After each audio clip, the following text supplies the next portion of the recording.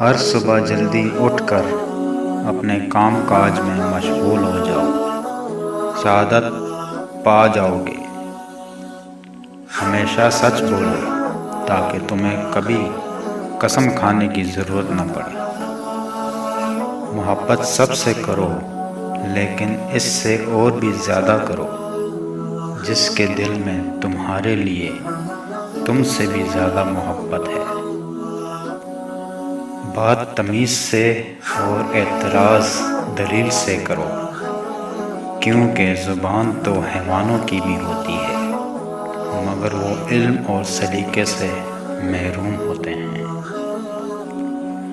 کسی کا ظرف آزمانا ہو تو اس کو اپنے سے زیادہ عزت دو، اگر اعلیٰ ظرف ہوگا تو تمہیں عزت دے گا، اگر کم ظرف ہوگا تو خود کو اعلیٰ سمجھے گا۔ اگر کوئی آپ کی فکر کرتا ہے تو اس کی قدر کرو، کیونکہ دنیا میں تماشائی زیادہ اور فکر کرنے والے بہت کم ہوتے ہیں۔